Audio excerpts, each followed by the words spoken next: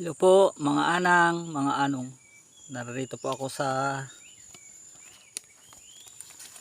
wayang, kumbaga sa mga puno ng mga kakahuyan.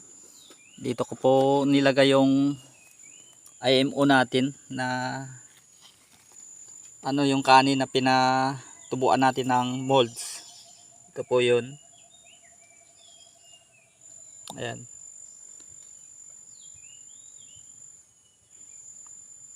Ito po ang kailangan natin sa paggawa ng IMO. Indigenous microorganism po.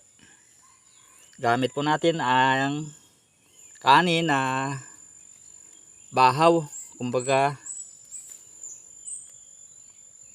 hindi natin naubos kainin.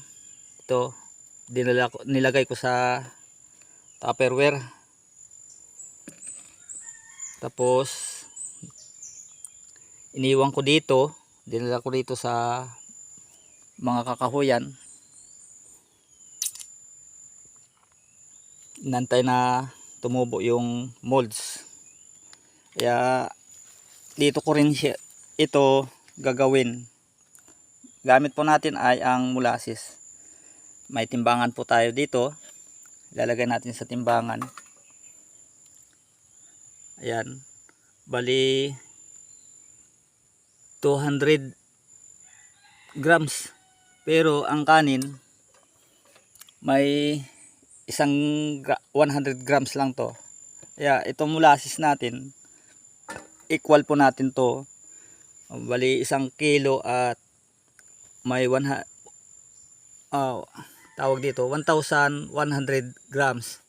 Pero kukuha tayo dito ng, para mas madali po, kukuha lang po tayo dito ng 1 gramo din, 100 grams din. Simulan na natin. Ito si Anong Genio po, gagawa tayo ng IMO. Ito po yung molasses na gagamitin natin. Inaamoy ko, amoy asukal. Sana masundan nyo ako mga anang, mga anong. Ganito lang po yun, para sana magaya nyo rin to.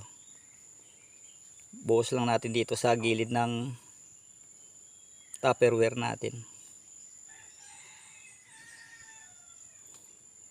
Tansya lang natin, pero ginagamitan pa rin natin ng timbangan.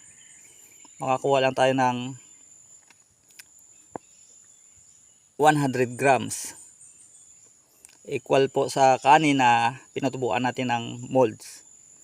Antayin po natin, pagkatapos nito, iiwan ko lang dito, tapos babalikan ko within 5 to 7 days.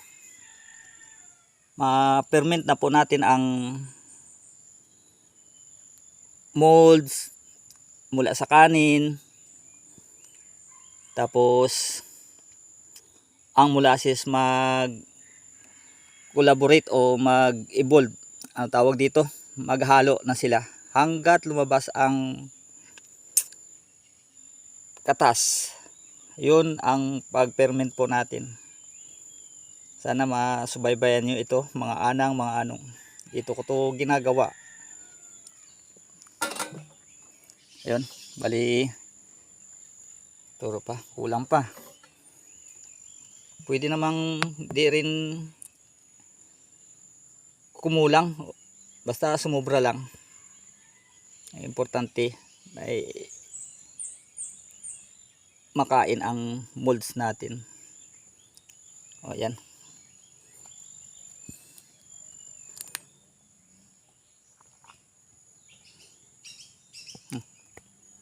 Tama na. Sige. Ito, malapot oh. Talagang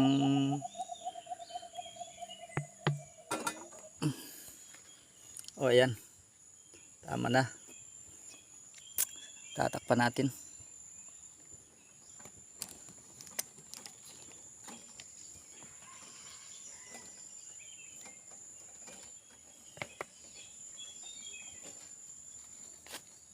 Ito. Mga anang oh.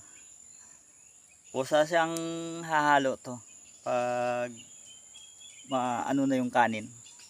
Saka yung molds na tumubo. Yan. Tatakpan na po natin mga anang, mga anong. Ito po yung gamit nating Manila paper.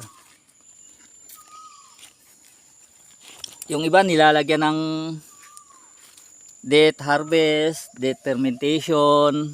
Pero tanda lang po natin.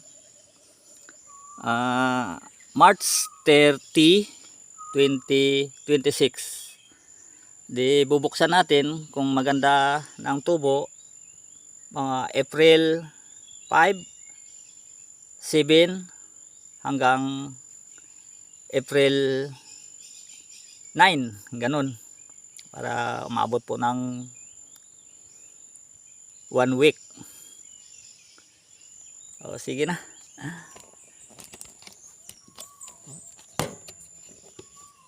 Sana ito.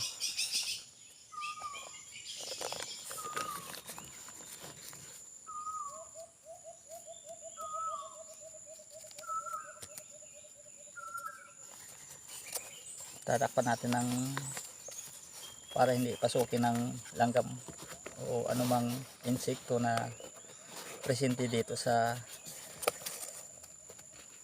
wayang. Wayang tawag dito o tagon. Mga anang, mga anong. Maganda naman yung panahon.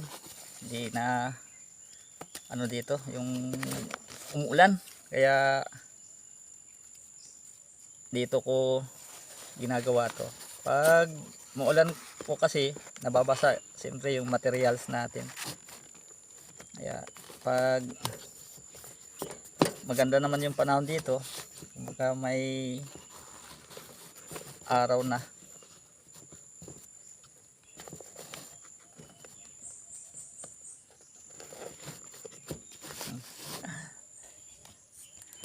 hindi tayo nakadala ng ballpen. Sige, sana masundan nyo mga anang, mga anong itong pagkagawa natin ng IMO. Sige, babay na si Anong J nagsasabing let's go organic, mga anong, mga anang. Bye bye, sa susunod naman po.